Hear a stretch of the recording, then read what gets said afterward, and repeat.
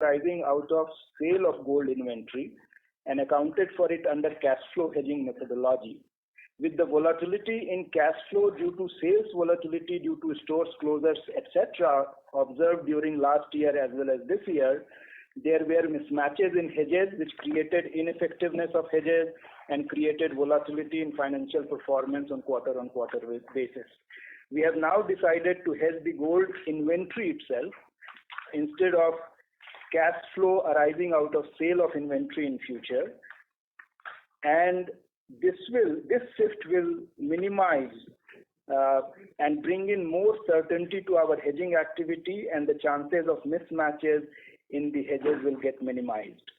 The old outstanding contracts that are open as on 30th June 2021 would continue to be under cash flow method till their closure, and all the new contracts from July 1st are under fair value method.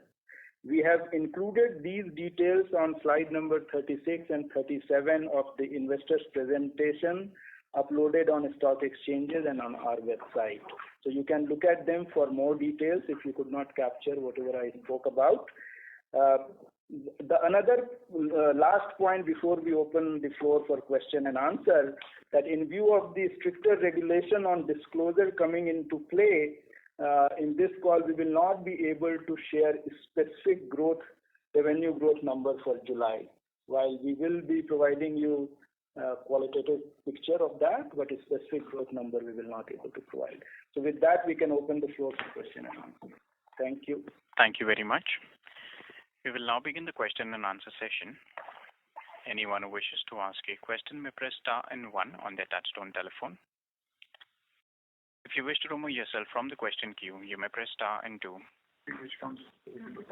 Participants are requested to use handsets while asking a question. Ladies and gentlemen, we will wait for a moment while the question queue assembles. The first question is from the line of Percy Panthaki from IIFL. Please go ahead. Hi sir, a couple of questions from my side. So in terms of store openings over the next 2-3 years, could you give some idea on what would be the proportion between metro, tier 1, tier 2 towns, etc.? I mean, I'm not looking at exact figures, but what I'm trying to understand is that the store split of the current stores that you have now, will the store openings be in roughly the same proportion, or it's going to be materially skewed towards any particular pop strata? Thanks, Percy. I think the opportunity for Titan Company in Middle India and below is very, very high. A lot of stores that we have opened in the last 2-3 years are certainly in smaller and smaller towns, and we expect that to happen. So when you open stores in smaller towns and your overall mix of total store shifts over a period of time, does it have any implications either on your sales per store or on your profit margins? The sales per store obviously is lower in smaller towns, I mean, as we increase in smaller towns. But it is not as if the growth opportunity in large cities is low either. For example, our largest jewelry store, which is in Delhi, has grown handsomely in the last few years, even when we are opening a store in Ganganagar or Yamunanagar in Haryana, for example. So they have a sort of compensating effect. And the leverage is what we are pushing as opposed to per store sale. And the individual store economics in terms of asset turn as well as margin are anyway sort of built into the system through our terms of trade and all that. So there is no worry sitting there. Okay.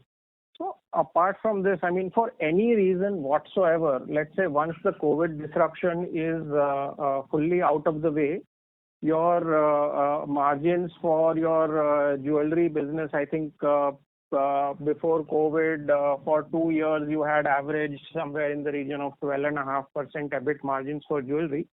So once the COVID disruption is completely out of the picture, is there any reason why you would not go back to those margin levels in jewelry? there is no reason why we would not go back to those margin levels. Okay, that's all from me, sir. Thanks and all the best. Thank you. Thank you. The next question is from the line of Chirag Shah from CLFA. Please go ahead. Yeah, thanks for taking my question. At the outset, I also wanted to congratulate Ashok and good to have you, sir, on this call. I wanted to take a step back and understand how we are thinking of managing franchisee economics. Titan has, of course, benefited from the low-cost model that we have, but for our franchisees, operating leverages worked against them in this pandemic period. Given this, is there any change in franchisee economics that that is needed going forward? And last time we also spoke about how we are institutionalizing management of cash and balance sheet within the company beyond the CEO -2 levels. How are we thinking of institutionalizing the same within the franchisees?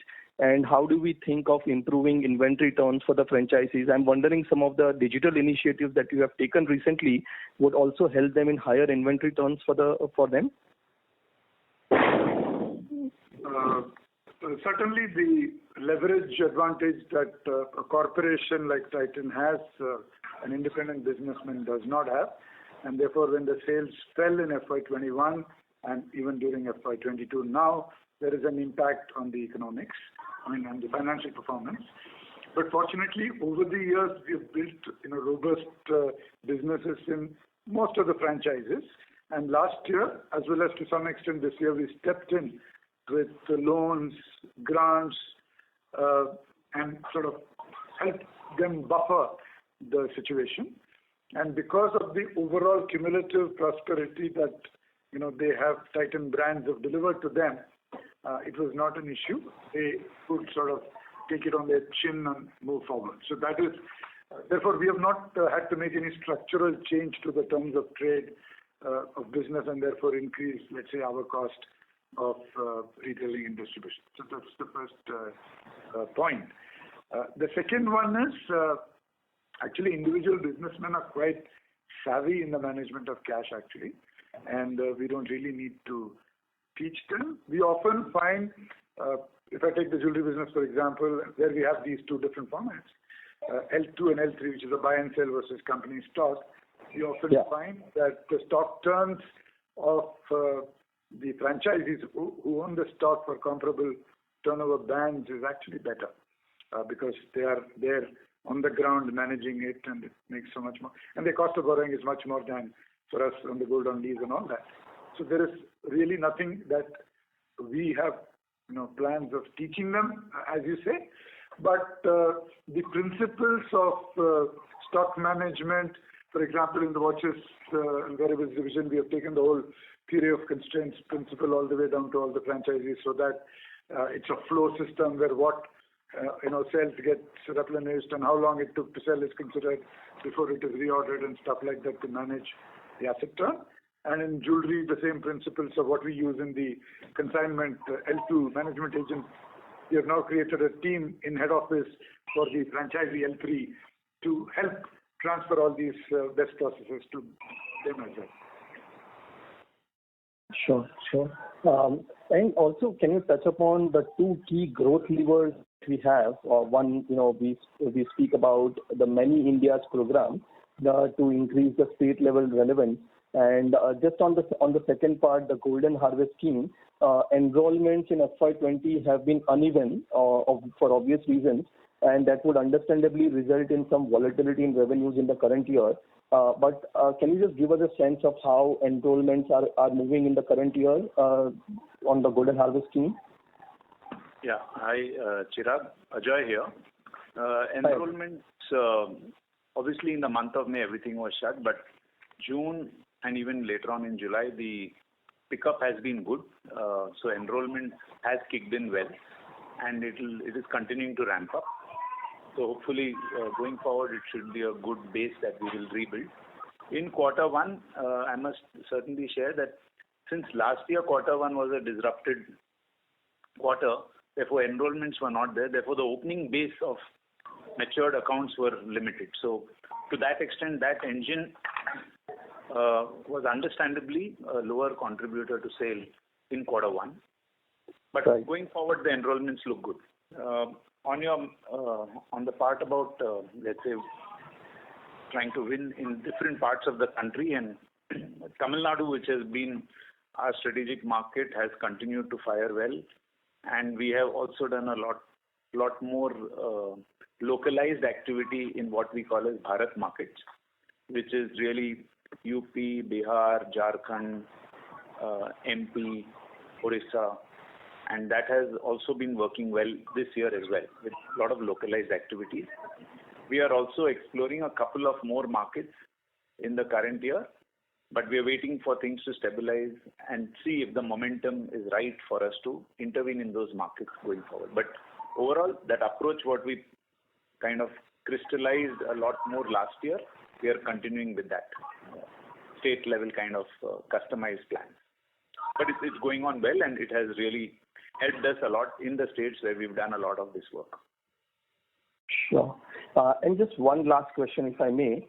In the annual report, if you see while the Golden Harvest fixed deposit, which is held as a reserve, as a proportion of Golden Harvest related liability has gone up materially.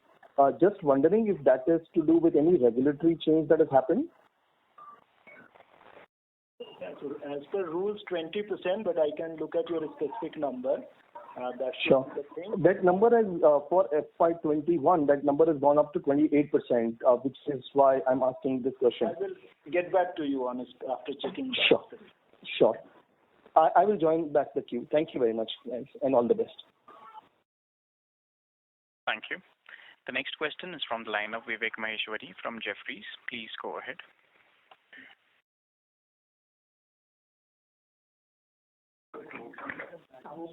Mr. Maheshwari, your line is in talk mode. Kindly go ahead with your question, please. As there is no response from the current participant, we move to the next question from the line of Avi Mehta from Macquarie. Please go ahead. Hi, Venkat. Hi, Ashok. Welcome to the board. I just had two questions just taking up in the demand recovery, trying to get a sense. Venkat, would you say that gold jewelry kind of would come back as customers have not been able to purchase due to shops being closed? Is this, is that what you would expect as we go forward into the year? Is that the reason for your, relative bullishness? And if it is, would you be able to share any guidance on the sales for the 9 months as we go forward?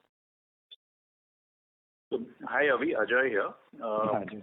Yes, there has been, we have seen a certain, what I would call as pent-up demand on account of gold jewelry, even studded jewelry, on account of missed milestones in the period of lockdown, as well as, let's say, typically people wanting to buy during Akshaya Tritiya were not able to buy. So we have seen evidence of that in June, and it is continued in July.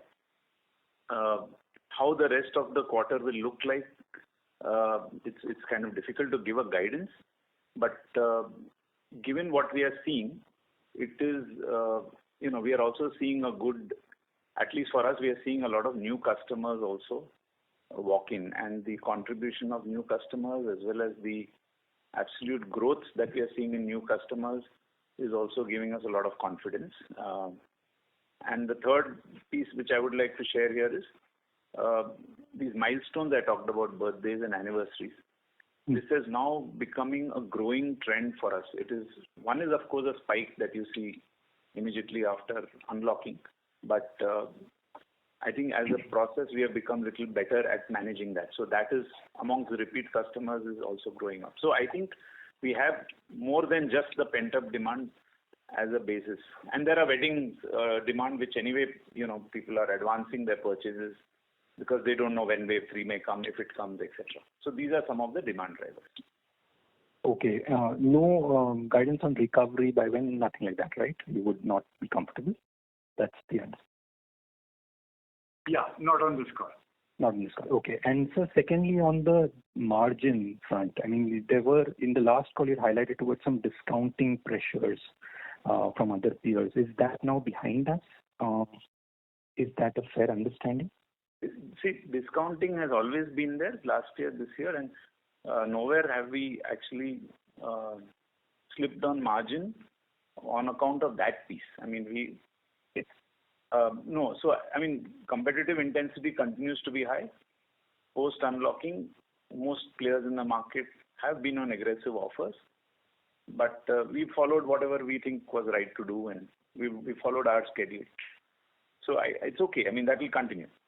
It's an operating aspect of the industry.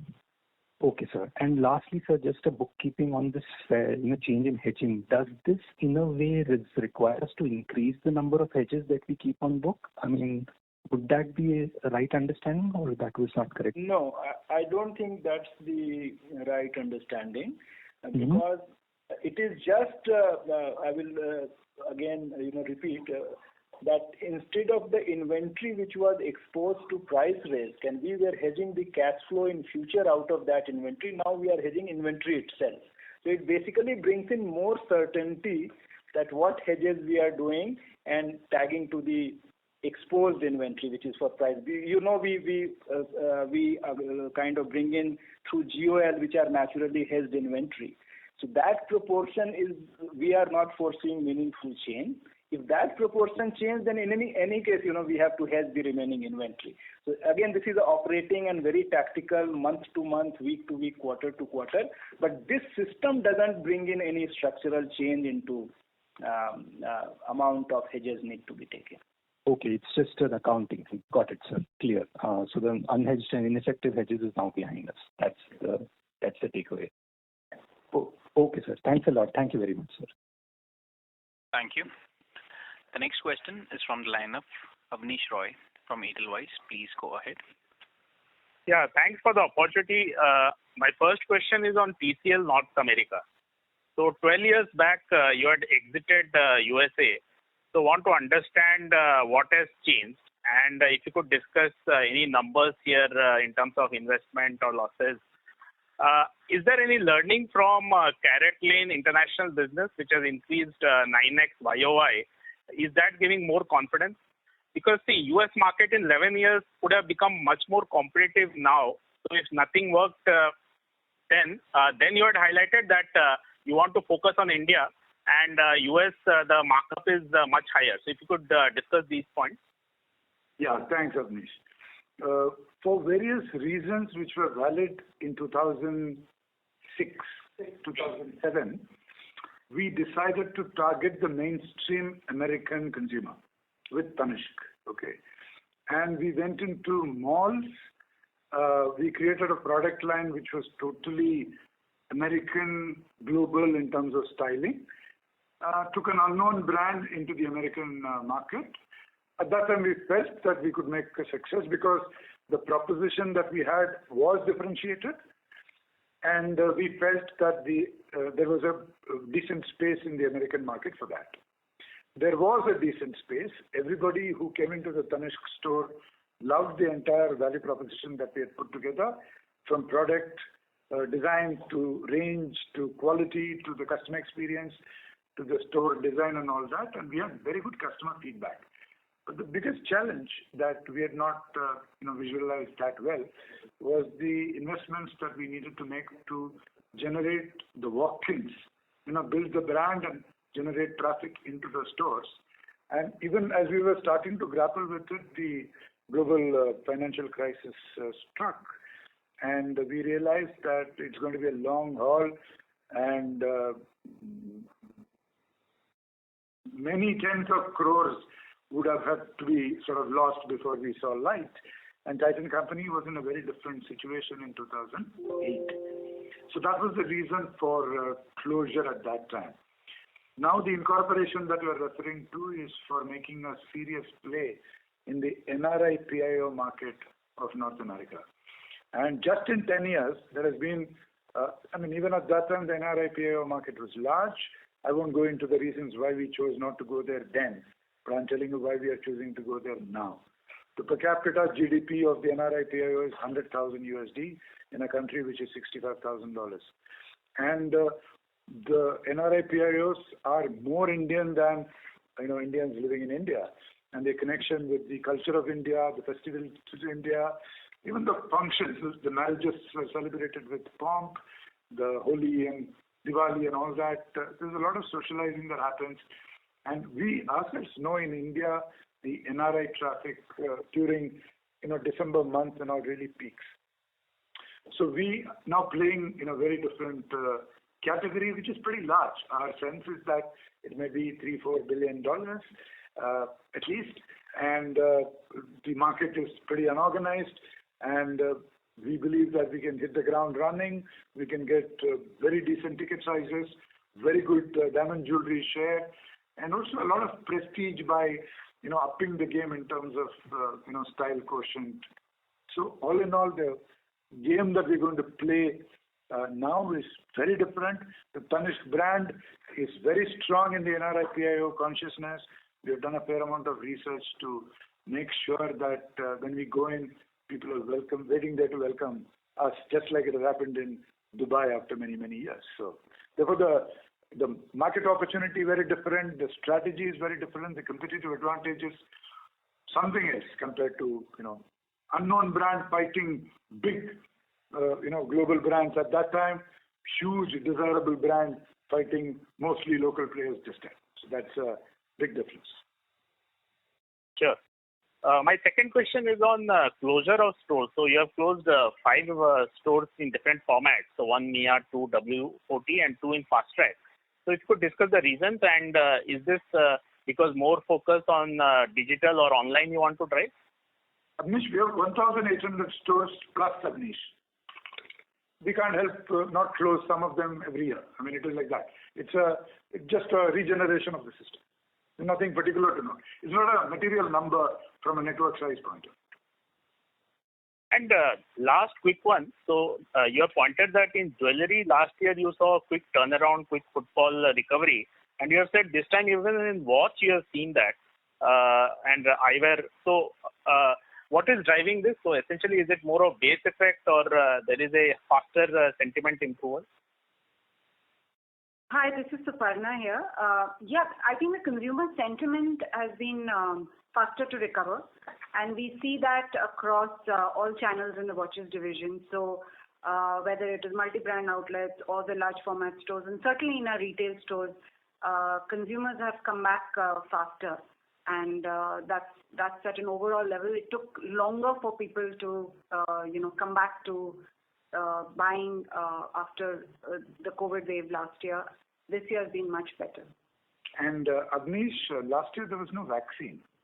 This year there is a vaccine. I mean, I was in Punjab last week, and so many people on the road, so many people in this famous restaurant called Haveli. So the fear of COVID, even though the tragedy of COVID was greater this year, but the fear of COVID is much less because the vaccine is the protection shield. And that's what I'm sure is influencing the recovery across categories. Sure, that's quite helpful. That's all from me. Thanks. Thank you. Thank you. The next question is from the line of Kunal Vora from BNP Paribas. Please go ahead. Yeah, thanks for the opportunity. First question, with mandatory hallmarking now effective from June, what's been the experience over the last 40 to 50 days? How strictly are the rules being followed in large cities versus small cities, and what are the benefits you would expect in the near to medium term? Yeah, so hallmarking is mandated, yes. We have been compliant right from day one across all our stores, whichever city it is. There is some amount of disruption in the supply chain in terms of production, post-production, because there is a new system of, in a way, capturing the hallmarking UID number through some centralized system that is resulting in some significant bottlenecks, which BIS is trying to address. So that is the main impact currently of hallmarking. Meanwhile, jewelry associations continue to kind of lobby for a certain deferment, delay, etc. We are carrying on the way it is, and we have expanded our operations suitably to cover up for these delays. Now, the benefit for us, well, in the long, I think HUID is a good move because it will really bring transparency and some credibility to the hallmarking piece.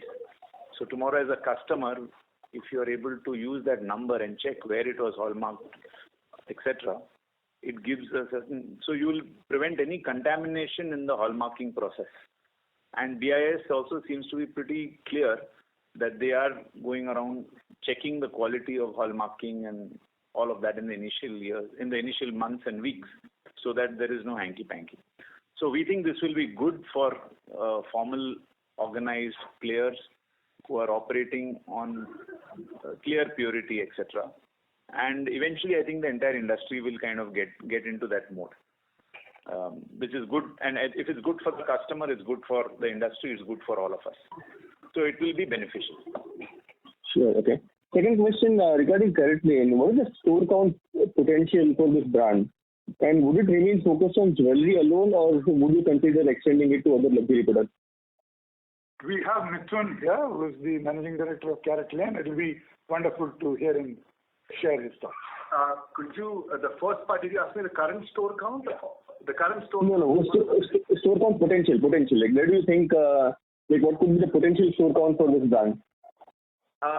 So if you consider that the stores are roughly about 1,000 square feet, and we are currently in only 44 towns with depth in about 16 towns only, you could put any multiplier to that and we would find a lot of potential if we look at just India alone. Beyond that, if the second question that you had was around, sorry, could you repeat the second one? Yeah, I was wondering whether this brand can be extended to other luxury products. So right now you're doing jewelry, but can you extend it to other luxury products as well? It could be, but hasn't crossed our mind yet. Thank you for bringing it to our notice. Sure. And one last question, if I can, so for FY22, how do we look at jewelry and watches business revenue compared to FY20? Would you say that for jewelry, 15% kind of CAGR over FY20 is possible, or is it too ambitious? Also in watches, if you can share, when do you expect to get to FY20 level of sales? Actually, we had reached FY20 level of sale in Q4 of FY21. And then we were gunning for a good growth in all the businesses in FY22 till wave 2 came. I think in the 9 months, I think we should be gunning for certainly matching and exceeding is what we would gun for. Plus, do not take it as a guidance. Okay. Are you saying that you can do a good CAGR, double-digit CAGR, or you're saying that FY20 number can be matched? I don't know, because last year was a drop, no? So CAGR Sure. It will be just a point-to-point growth. Okay, sure. That's it from my side. Thank you. Thank you. The next question is from the line of Aditya Soman from Goldman Sachs. Please go ahead.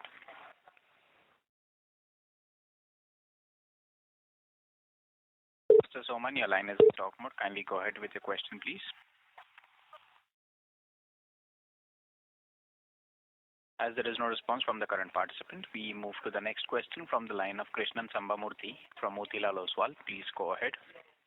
Yeah, Venkat, last year, particularly the second half, you saw significant bunching up of wedding demand. Also benefits of things like lack of overseas travel, therefore putting greater income in the hands of the customer. You expect something similar in the current year as well? The overseas travel part, from whatever we are sensing, is still a big constraint. While the people's moods have improved, vaccine and all that, but the governments continue to be strict about visa. And therefore, for example, even for our own launches, stores in Dubai and US and all that, we are not able to step out of this country. So I suspect that advantage will remain for a while. Weddings, I'm not clear. Maybe Ajoy can speak. I think wedding demand will be stronger in the second half. It's already there because people are advancing their purchases, not knowing when wave 3 will hit, and therefore, getting on with it. But having said that, certainly like last year, we think wedding demand will be stronger in the second half because people have missed out in the first quarter. Understood. The second part, while Ashok did highlight that you don't want to give July numbers and so on, could you share store operating days data similar to what you've given for April, May, and June? Sorry, what data? Store operating days. Store operating days. July. See, I think no, more or less. no. Weekends. Again, it's about 80-90% for jewelry, and it's in that around the mid 80% kind of number. For watches it is around between 75 and 80. Because of malls. Because of the malls, and there are lots of states where there is alternate days, and so it's certainly much below 80. So, CaratLane, Mithun says it's 88%. Also, I feel that because the public is also now starting to become reasonably well aware of this, the sales must be getting distributed over the days in which stores are open. Yeah. So you may not be able to use this, frankly, beyond a point for any practical calculation. Yeah, I would strongly suggest not to use that data because the correlation is not standing out. What Venkat said is borne out by data. So we should look at total month sale only. Okay. Just one final question. Ashok, can you explain what's the role that Titan Commodities Trading Limited, with what does it play in the hedging process? So it's a registered broker with MCX in a way. So earlier, if you remember, we used to deal with other brokers, including Karvy, and we had a bad experience there. Some of our money got stuck. And just to avoid that risk, we kind of created our own entity. Titan is a sizable player as far as gold bullion hedging is concerned. So apart from avoiding that risk, of course, we are saving some more, brokerages, BG charges, etc. So those are small amounts. That was not the motivation. Motivation was to avoid the risk of a counterparty in this kind of transaction. Understood. Very clear. Thank you.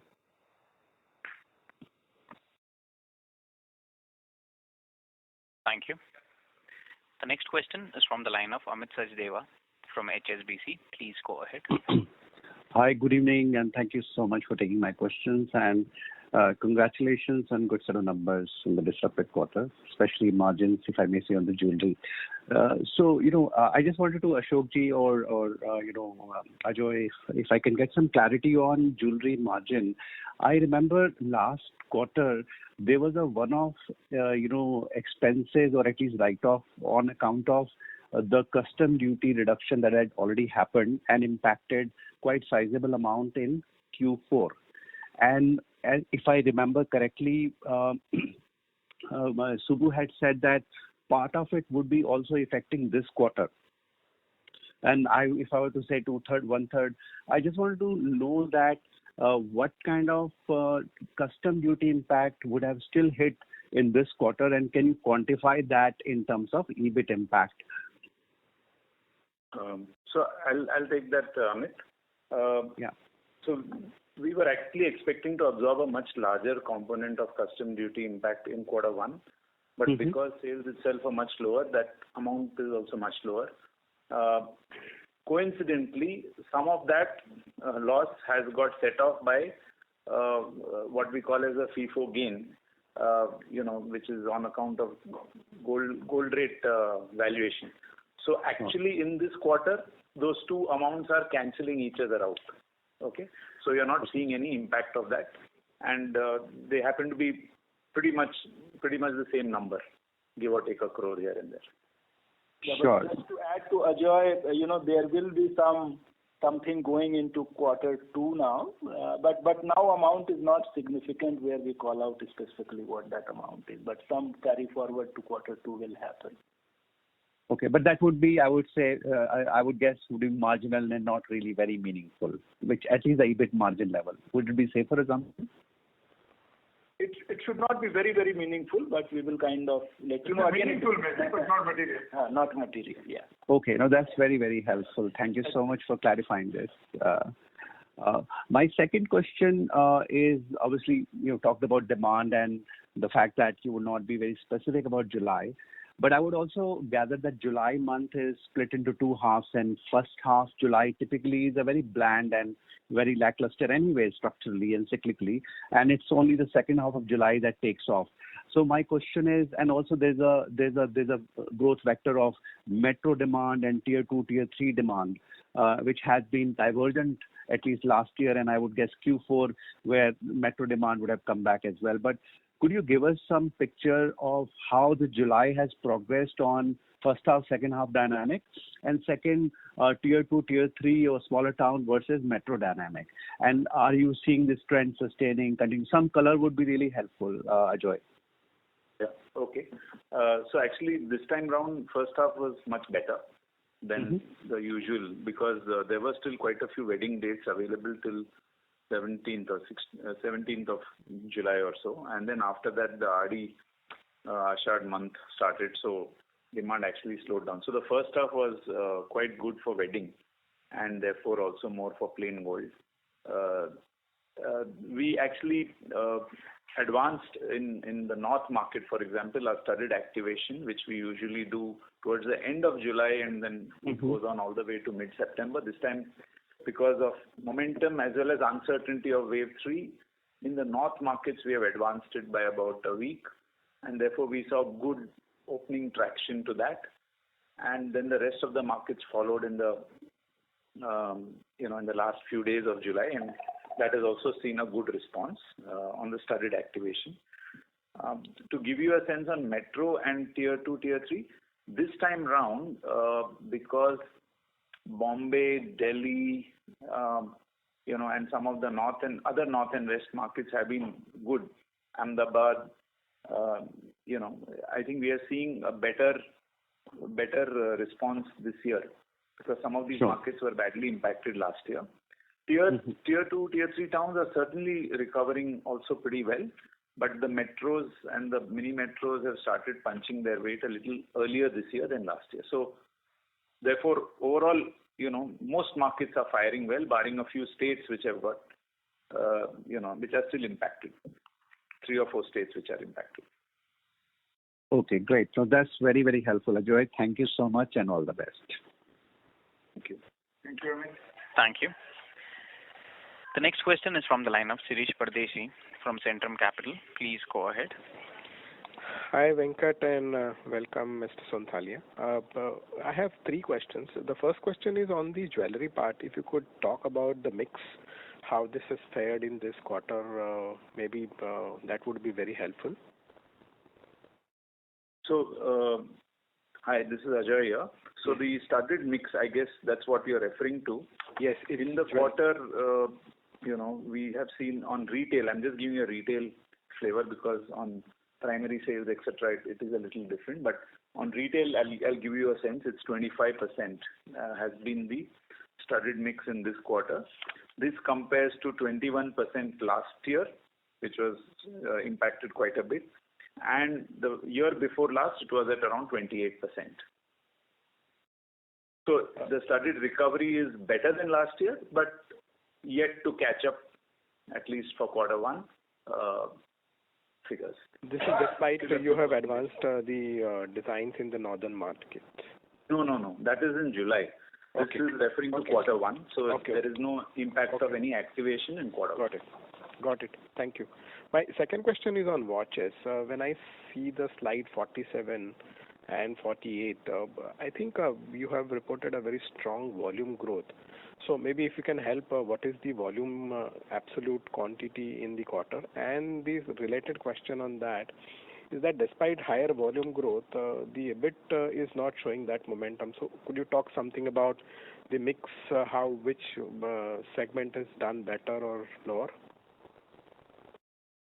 Yeah, so this is Suparna here. The volume growth is actually on a very dismal quarter 1 last year, where we had very, very low sales. Like I mentioned earlier, last year, the watches, consumer sentiment was very weak and the recovery was very slow. So I think the 466 should not be seen in any other context except that the base was terribly low. Can you just repeat the second question? What does it explain the lower growth in EBIT? The EBIT is actually, last year we had a loss of 164 crores in quarter 1. This year we've had a loss of 56 crores. And it's largely, to a very large extent, explained by a much better top line performance this year in quarter 1 as opposed to last year. So that's the difference in the EBIT. Okay. Subhra, just one follow-up on watches. What is the wearable contribution now in this quarter one? Or maybe if you can talk about last 2-3 quarters, how it's working? The wearable contribution is still less than 5% in the overall value, but it is growing year on year. The growth in wearables is higher than the growth in watches. Even the recovery on wearables so far has been better than in watches, but it's on a very small base. Okay. My last question is to Ajoy. While speaking to few of the channel partners across geography, what we are also seeing, and you also acknowledged that the industry participants are pushing the deferment of hallmarking. But how truthful is there? What their thought is that if it is deferred, probably they can sell off the inventory, and if that doesn't happen in an extreme situation, we expect, people are saying that there could be a discounting which will happen. There is no need of discounting, but obviously the lower carat gold which is there in the inventory, probably you will see more heightened promotion. So in that scenario, how do you see the competition behaving normally, abnormally, or heightened? So we were also anticipating, because of this, in July, August, the 2 months window given by the ministry to kind of, get all your stocks hallmarked or sold. We were expecting a lot more competitive intensity, discounting. So it is pretty much the way it has been. I don't see any further, it's not taking it up much more. But I'm sure the industry is also seeing some good growth in the month of July, and they are also hopefully going to see good growth in the month of August, so they should be better off.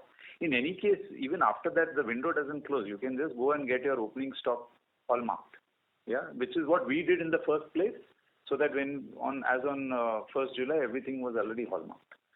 So I'm not seeing much. In fact, the greater, the greater issue here is, as we build up towards festive season, October, November, everybody is going to start upstocking.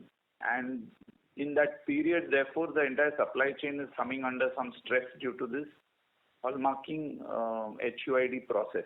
And that bottleneck can actually create greater chaos for the rest of the players. And in that sense, maybe, because we are a little better prepared for it, we may have some marginal gains there. But Ajoy, you don't anticipate that it will take little different turn in around festive season? I don't think so. I think the ministry seems to be very confident and clear. Mithun wants to add something to this. The government has also plugged that date in by August 15th. It was originally July 30th, now it's August 15th. All opening stock, either by pieces or by grammage, has to be reported into the BIS portal as well. And so that doesn't allow for the scenario that you're looking at for it to play out. Thank you for that commentary, but where I'm coming from, just to clarify, that there are some glitches even BIS is also acknowledging in terms of certification and on the ground infrastructure. So maybe because of that, I'm anticipating some kind of super competitive pressure which can happen. Yeah, we don't know. I'm not worried. The kind of significant competitors that we play with, they're not the kind that you're describing. And surely customers would be wary of some local jeweler suddenly knocking off the stuff at some 30-40%. It will only increase the worries that they already face about such possible branch. Sure, Venkat. Thank you, and all the best. Yeah. Thank you. The next question is from the line of Vishal from Phillip Capital. Please go ahead. Yeah. Hi, sir. Congrats on a good set of numbers. I have two questions. Both are bookkeeping one. Share of old exchange gold during this quarter and store opening guidance for Tanishq during the FY22. Yeah. So share of old gold exchange has been a little subdued since the last year. I think people's interest in bullion has not gone away, and therefore they've kind of, also because of the curtailed wedding related purchases during this period, the total quantum, we see a lot more exchange during wedding purchases. So we saw a good one in April, and then June was not really a great month for wedding related purchases. So to cut a long story short, the gold exchange percentage contribution to sale in quarter one this year was 24%. compared to, let's say, 30% if I go to year before last. Last year, I think, is irrelevant. What is the second question you asked? Store opening guidance for Tanishq for FY22. Yeah. So we are targeting around 34 to 35 store openings, and we are pretty much on track for that. We have already opened. We've opened 7 and another 4. So totally we have opened 11 so far as we speak for the current financial year. Okay. And then most of them would be on a L3 kind of, it would be franchisee based stores operation, L3 kind of format, or sorry, L2 kind of format, or what can we do? Oh, yeah, L2. Most of them are L2. A few will be L3 in very small towns. Got it. Thank you so much and all the best. Thank you. Thank you. The next question is from the line of Rakesh Jhunjhunwala from Rare Enterprises. Please go ahead. Gopal, sir, you have said, congrats on a fine performance. You have said that you will not give a quantification of the July sales. But how has been the trend? Have we been good? Yes, we have been good, Rakesh ji. Only question, what is the sort of cash they are holding in your books on 30th June? How much cash? Cash. As on 30th June, we have in excess of 2,000 crore, Rakesh ji. And what about Faber-Luba? Is it going on, or is it closed, or is it still being extended? Yeah. Faber-Luba, I mean, there are some procedural matters on the plate, but for all practical purposes, otherwise it is closed. The entity still exists, and we have not yet sold the entity, so to speak. But no investments ever since we decided to close it, other than winding down expenses that we had estimated and running to that plan.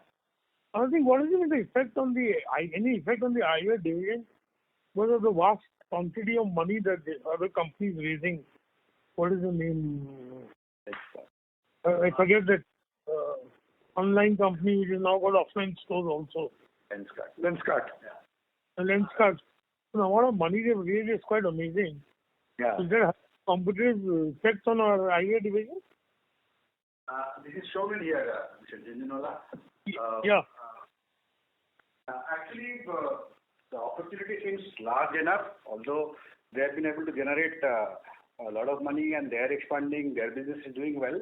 Our business too actually is doing very well. We have also got a model which is quite sustainable, and we are looking at very rapid expansion across both in big cities as well as in the smaller towns. So prospects are very good. We are quite excited with this. Also, Rakesh, if you really think about it and even go to the stores and speak to customers, we are an expert in this business. Now the name for the division is Eye Care, not Eyewear. So the expertise plays in a particular space of the industry of the category, which is very, very large in any case. The competitor is playing in a way in the fashion space with a lot of youth, which is a different space. So to that extent, I think, like Shobhan says, the opportunities are different and equally large. No, there's no question. The way the eyewear division has been turned around, you receive a big pat on your back, all of you. Especially Mr. Saumil. You can tell that personally again to Shobhan and Rakesh. What did you say, Steve? What did you say? You can tell Shobhan once again about this application. Sure, sir. It's been a remarkable thing. Titan has been trying for 10-15 years, but they couldn't produce a profit. And second, I personally feel this is a very large market with a very big potential. Yes. Without doubt. Second thing I want to say is that are we going to continue with all this Taneira and the sale is 14 crores a quarter? I mean, does it befit the size of our company after trying for 3 years, 4 years? Of course, we want to make Taneira in the ethnic wear industry what we made with Tanishq in the jewelry industry, Rakesh. That's our ambition. We're very, very clear about what levers of Taneira are working. The women who bought Taneira love Taneira. They have not seen sarees like that anywhere. The scale has been held back also because of the last 18 months of COVID. But we will speak soon at an appropriate occasion about the ambition for Taneira. Without doubt, it's going to go somewhere else. You just wait and watch, and you will applaud from the sidelines. And how's the perfume business doing? Perfume business is doing very well, but at the moment when people are all sitting at home, you and I are the only two people who seem to be going out, Rakesh. Most people are sitting at home, and therefore the need for perfumes is a little less, So I think it's just a matter of time. January, when all of us, the nation is vaccinated, socializing starts, people also should start working, hybrid working, as opposed to just sitting at home and working. That's a constraint for some categories like perfumes. But we are very, very... Any know about the business. Any plans to add items to Fast Track? In terms of categories, not yet. We want to actually make the Fast Track, for example, the perfume business of Fast Track much bigger. The bags business, you may not be aware that we are into girls. We make very, very, wonderful bags for girls, fashion bags. We want to make that big. So not enter any new category, but make much bigger. And the basic point you were making, that some of these categories are so small in a company of such a large size, you are very right. And it's our collective, me and three of the heads of those businesses, to make these much, much bigger, much more prestigious, much more profitable from the company's point of view. Maybe I forget that all things large start small. Yes. Thank you so much and welcome, Mr. Sonthalia. Thank you for answering questions and best of luck. Thank you, Rakesh. Thank you. The next question is from the line of Jaykumar Doshi from Kotak. Please go ahead. Hi, good evening. Thanks for the opportunity. My question is again on the eyewear business. If you look at Lenskart, they scaled up from 150 crore to about 900 crore top line in a span of 4 to 5 years. And recently they were valued at $2.5 billion. So just want to understand what are the growth aspirations, that we have for Titan Eyewear, and what are the investments you're making to sort of strengthen the omni-channel play, especially in the digital side. And we see a lot of thrust from Tata Group on building digital assets. Just want to understand what are Titan's plan for Titan Eyewear. In the last 18 months, we have established some of the basic things that were kind of ailing us. Having done that, we are getting into a rapid expansion mode, both in the top 7-8 cities as well as in the rest of India. So therefore, if today our network is at 622, in 2 to 3 years' time, it crossing 1,000 won't be surprising at all, maybe even earlier. Plus, we have also sort of cleaned up our trade channel, which is the multi-brand outlets. And we are seeing a significant scope for actually playing both the channels, EBO, MBO combination. So therefore, outlook for the business actually could be very strong, meaning our last 5-year projection was somewhere around 1,800, 2,000 crore. That was when the last presentation was shared some 3 years back, I suppose. I do not have a number or anything in mind right now, but I think we feel very strongly about the category given the opportunity that is available as well as the digital exposure people are going through the last 18 months.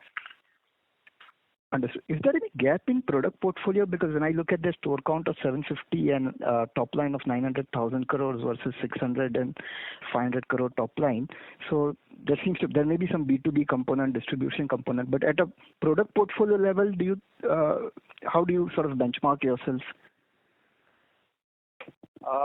We had certain gaps in the lower end of the price point. I think in the last 6 to 8 months, we have more or less filled it.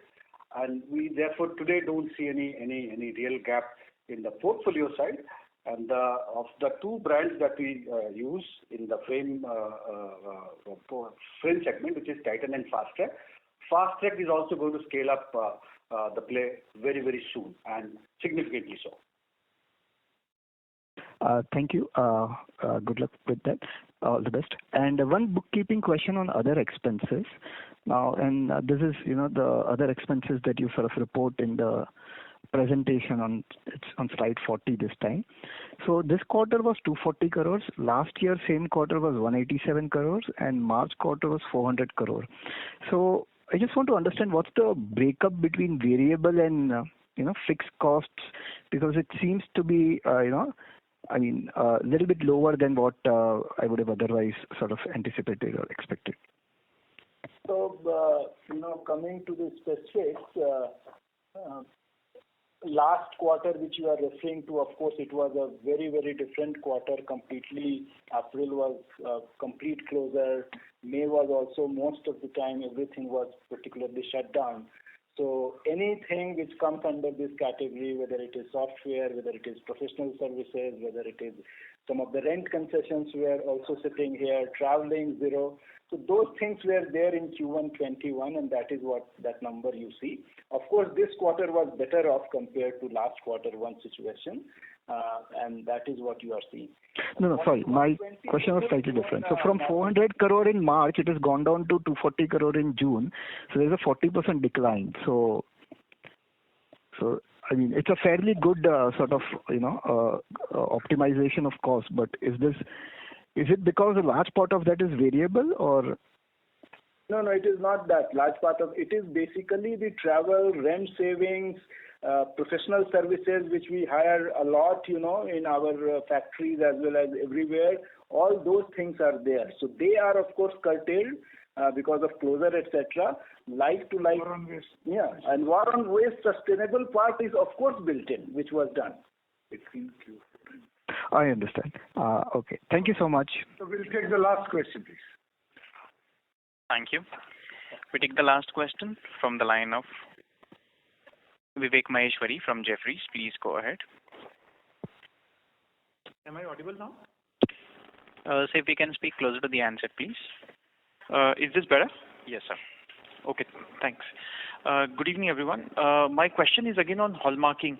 2-3 bits over here. So one on the hallmarking bit, over time, let's say in the medium term, if let's say one of the important USP of Tanishq was or has been around purity, if let's say the neighborhood stores start, selling hallmarked gold, wouldn't that change, the perception in the minds of customers that, from a purity standpoint, whether, Tanishq or a neighborhood store, I mean, then the battle is or the competition is more on the designs. Is that a fair assumption? You're right. Over a period of time, that will happen. But we have to compete on design. We have to compete on other practices. For example, when you take back gold, exchange gold, etc. But we also think because of this, they will park their margin. They were currently parking some of their margin from making charges into purity. Over a period of time, they cannot sustain. They will land up having to take up their making charges. So in a way, this would then make our making charges more competitive. So that is my reading. Yeah, and Vivek, for the last 3 decades, the exchange jewelry caratage has been in the 19.2 carats for Tanishq.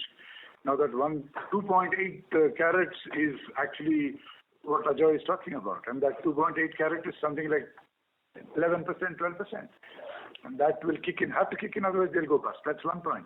The second is it's not only the purity; it is the Tata trust. 50 years from now, I can come back to that store. The store will exist. I'll get my money back.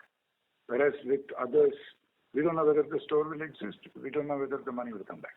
So that part is not spoken about so much, but it's very much there with customers. Plus, Tanishq is a brand which is aspirational, desirous. All that is may not be articulated by customers in investing circles, but it's very much a power of the brand. Got it. And the other part, I know this may not be the best forum, but if you can briefly elaborate, how does this hallmarking work? So let's say whether it's a Tanishq store or a neighborhood store, the gold physically actually goes out to a center, comes back? Maybe offline or something. You can reach out to me offline, Vivek. I'll walk you through it. Maybe through Pulkit or somebody from our investor relations. We can talk about it. I will do that. And last bit, a small bit on hallmarking. Does this increase your cost in any ways in the medium term as it does for the industry, or it is, let's say, cost-wise, it's fairly neutralish for you as well? It's negligible. Okay. Got it. Thanks and wish you all the best. Thanks, Vivek. Thank you. I now hand the conference over to Mr. Venkat for his closing comments. Over to you, sir. Thank you very much, everyone. As always, supportive, encouraging, probing, and leaving us with a good feeling at the end of it. So, au revoir, till we meet again. Thank you. Ladies and gentlemen, on behalf of Titan Company Limited, that concludes this conference. Thank you all for joining us, and you may now disconnect your lines.